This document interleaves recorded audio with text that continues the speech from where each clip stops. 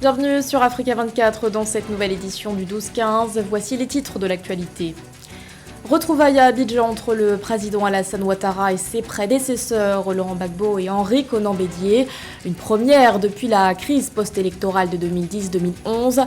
D'après le chef de l'État, d'autres réunions de ce type pourraient être organisées de façon régulière.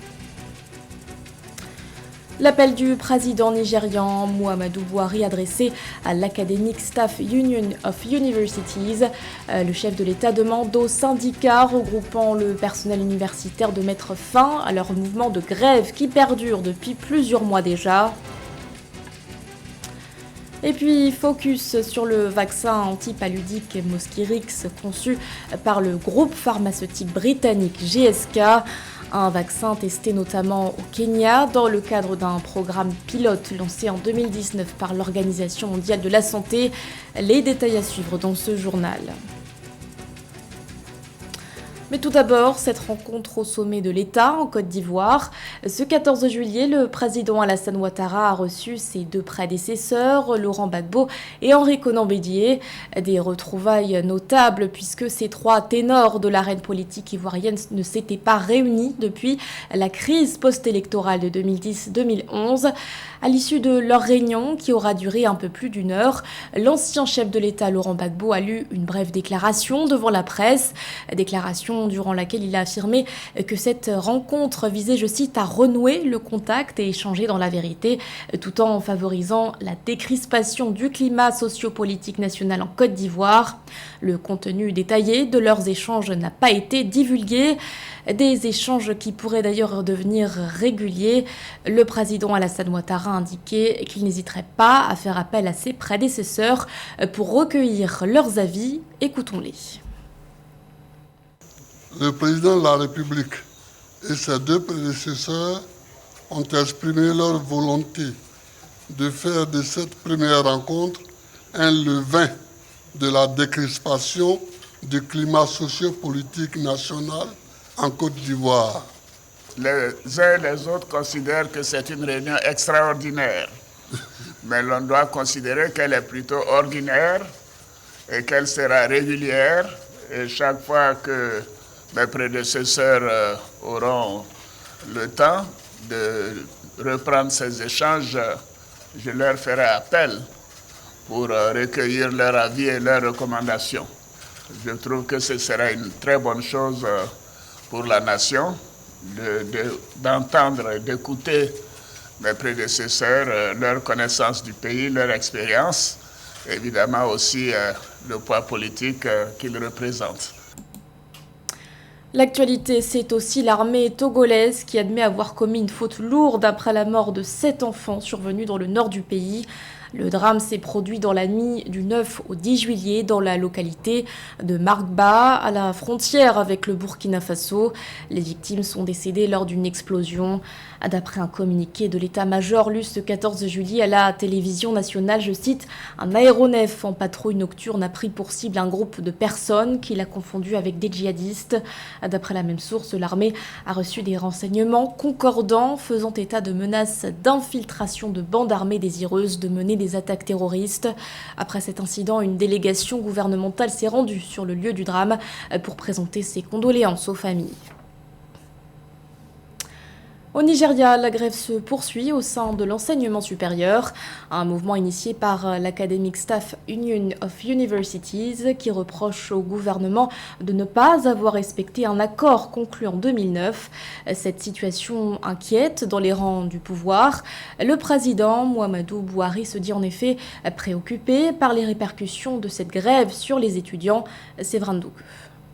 Le président de la République du Nigeria, Muhammadu Buhari, s'inquiète de la tournure prolongée que prend la grève de la Academic Staff Union of Universities, l'association au sein de laquelle est réuni l'ensemble des enseignants nigérians du supérieur. À l'origine de la grève, la non-application du protocole d'accord que l'association a signé avec le gouvernement fédéral et de l'insistance du gouvernement à adopter un système de paiement et d'information du personnel par la convenance des enseignants qui disent préférer la University Transparency Accountability Solutions comme plateforme privilégiée pour le paiement des salaires de ses membres.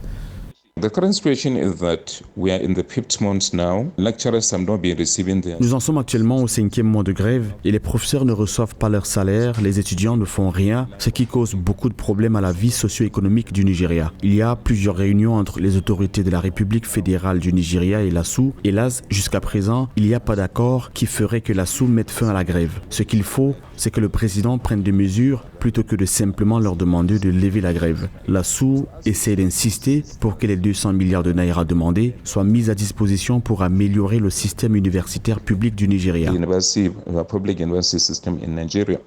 Le mouvement de grève, initialement lancé pour un mois, s'est indéfiniment étendu jusqu'à ce jour pour non-obtention de leurs réclamations. Une situation qui, selon le président de la République, a des répercussions négatives sur la psychologie des parents, des étudiants et des autres parties prenantes.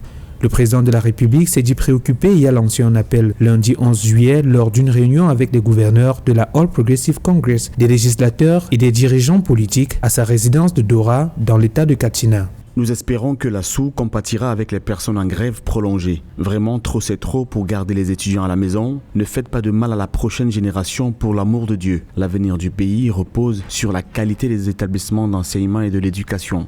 La raison à l'origine de ce mouvement de grève serait enracinée dans une signature d'accord par le gouvernement de 2009 qui malheureusement n'aurait pas été respectée, causant au moins 9 mouvements de grogne. Le président a rassuré que le gouvernement reste à l'écoute et que les négociations se poursuivront. L'actualité nous emmène également en Libye où le président de la compagnie nationale pétrolière refuse de céder sa place. Moustapha Sanala, en poste depuis 2014, s'est fermement opposé à la décision du Premier ministre sortant Abdelhamid Dbeibah. Le chef du gouvernement, dont le mandat a expiré avec le report des élections, a décidé le 13 juillet de le démettre de ses fonctions. C'est Farhat Bengdara, ancien gouverneur de la Banque centrale libyenne, qui a été nommé pour reprendre les rênes de la compagnie. Un nouveau conseil d'administration a également été formé, mais ce changement majeur inquiète dans le pays. L'ambassadeur des États-Unis à Tripoli, Richard Norland, s'est dit profondément préoccupé en assurant que la compagnie est, je cite, restée politiquement indépendante et techniquement compétente sous la direction de Moustapha Sanala. Après le Gabon, la mission économique et commerciale en Afrique centrale de la francophonie a mis le cap sur le Rwanda du 11 au 13 juillet. Conférences, ateliers, mais aussi rencontres d'affaires étaient au programme. L'occasion pour les participants d'explorer de nouvelles opportunités d'investissement. Reportage de notre correspondant fraterne d'Akaï Senga. La première journée de la mission économique et commerciale de la francophonie au Rwanda a été lancée lundi 11 juillet par des présentations sur les opportunités d'investissement au Rwanda, suivies d'une série de questions par les hommes d'affaires participants et des témoignages d'investisseurs déjà actifs dans le pays d'Afrique de l'Est. Ce qu'on a souligné surtout ce matin, c'est la facilitation qui est donnée aux investisseurs qui veulent investir au Rwanda, parce qu'il ne s'agit pas seulement d'avoir des opportunités d'investissement, mais il faut aussi savoir comment faciliter les investissements. Alors, au Rwanda, nous les facilitons, nous les attirons, mais aussi nous les accompagnons dans leur parcours d'investir au Rwanda. Le nouveau centre financier international de Kigali figure parmi les grands projets menés et promus par le gouvernement rwandais. Il a été présenté aux investisseurs de l'espace francophone comme étant une opportunité d'investir sur le continent à partir du Rwanda.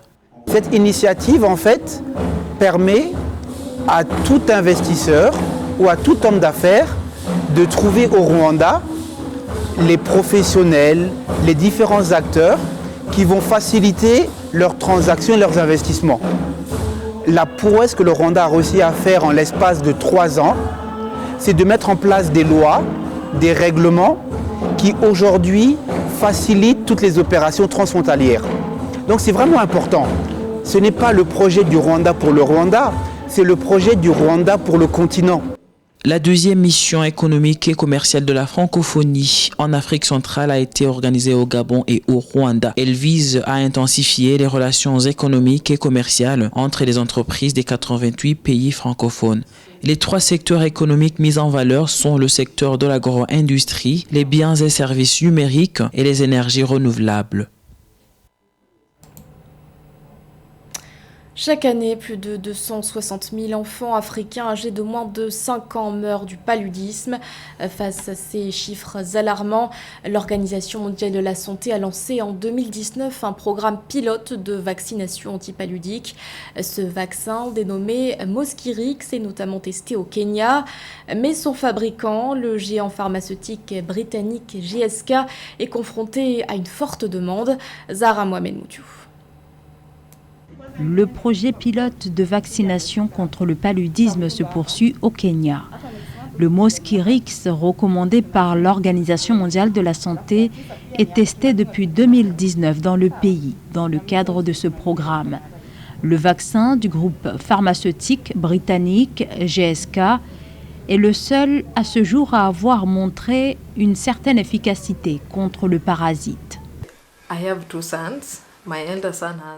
J'ai 2 fils. Mon fils aîné a 4 ans et 8 mois, mais le plus petit a 1 an et demi.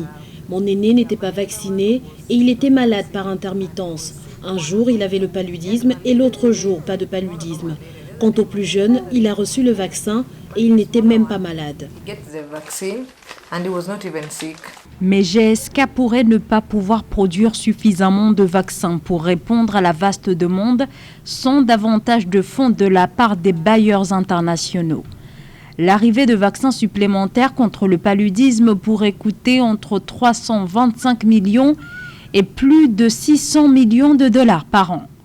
GSK en reçoit beaucoup moins, ce qui risque de compromettre la lutte contre le paludisme qui continue de faire des ravages sur le continent africain. We are hoping that when the vaccine, because now it's recommended by WHO for use in protecting young children in sub-Saharan Africa. Nous espérons donc que lorsque le vaccin, désormais recommandé par l'OMS pour la protection des jeunes enfants en Afrique subsaharienne, sera déployé dans les zones où le paludisme est un gros problème, que plusieurs millions d'enfants recevront ces vaccins à partir de l'année prochaine. Next year when it becomes widely deployed in these areas where malaria is a big problem. Près de 90% des cas de paludisme dans le monde sont enregistrés en Afrique, où 260 000 enfants en meurent chaque année. La multinationale britannique s'est engagée à produire jusqu'à 15 millions de doses tous les ans jusqu'en 2028. Mais se pose toujours la problématique du manque de financement. Un mot de sport à présent avec la CAN féminine qui se joue actuellement au Maroc. Le pays hôte qui a d'ailleurs validé son ticket pour les demi-finales. Les Lionnes de l'Atlas se sont imposées ce 13 juillet à Rabat face au Botswana sur un score de 2-1. Une victoire également synonyme de qualification à la prochaine Coupe du Monde. Retour sur cette rencontre avec Ameneji. Les 2 premiers matchs des quarts de finale de la Coupe d'Afrique des Nations CAN féminine 2022 ont eu lieu mercredi 13 juillet. Le Maroc, pays hôte, a affronté le Botswana et l'autre rencontre a opposé le Sénégal à la Zambie. Concernant le Maroc et la Zambie qui sont qualifiés pour les demi-finales, je dirais qu'il n'y a pas, à mon sens, une aussi grosse surprise. Vous savez que le Burkina Faso, les étalons d'âme comme nous les appelons ici, étaient dans le même groupe que le Sénégal et le Maroc lors du premier tour. Le Burkina a d'ailleurs perdu par des scores étriqués 1-0, 1-0. Mais je pense que les Marocaines ont quand même beaucoup progressé et par rapport à ce qu'on pouvait s'attendre d'elles et à ce qu'on savait du football féminin au niveau du Maghreb. Et la venue du Français Renard Pedros comme entraîneur, à mon avis, n'est pas étrangère parce que quand tu regardes quand même, il y a beaucoup de choses sur le plan tactique et les filles marocaines arrivent à pratiquer un football quand même assez agréable. Opposé au Botswana en quart de finale de la CAN féminine 2022, le Maroc a dominé son adversaire à domicile et validé sa qualification sur un score de 2-1. Les Marocaines assurent par la même occasion leur qualification pour la Coupe du Monde 2023 en Australie et en Nouvelle-Zélande. De l'autre côté du stade Mohamed VI de Casablanca, le Sénégal a ouvert le score en premier sur un coup franc dévié de la tête par Ndeigena Ndiaye et les Zambiennes ont pu égaliser grâce à un but d'Avel Chitundu. Bien que les 2 équipes aient livré un face-à-face historique, l'aventure s'arrête en quart de finale pour les Lionnes à l'issue d'un score de 1-1.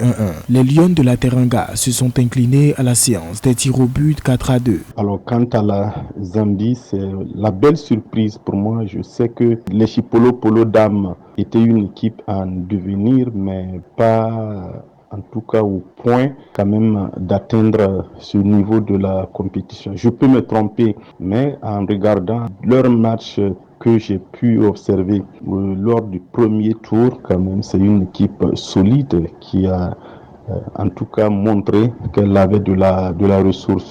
C'est la première fois que deux équipes africaines entrent dans l'histoire de la Coupe du Monde féminine. Les Marocaines comptent désormais 4 victoires à leur actif et la Zambie poursuit également l'aventure en route pour disputer sa première demi-finale de Coupe d'Afrique des Nations. Et les Marocaines affronteront les Nigérianes en demi-finale. Les Super Falcons ont décroché leur billet en dominant le Cameroun sur un score de 1-0. Avec cette victoire, les Nigérianes participeront elles aussi au mondial féminin prévu en Australie et en Nouvelle-Zélande en 2023. Mais avant cette compétition, le Nigeria devra se concentrer sur les demi-finales de cette CAN.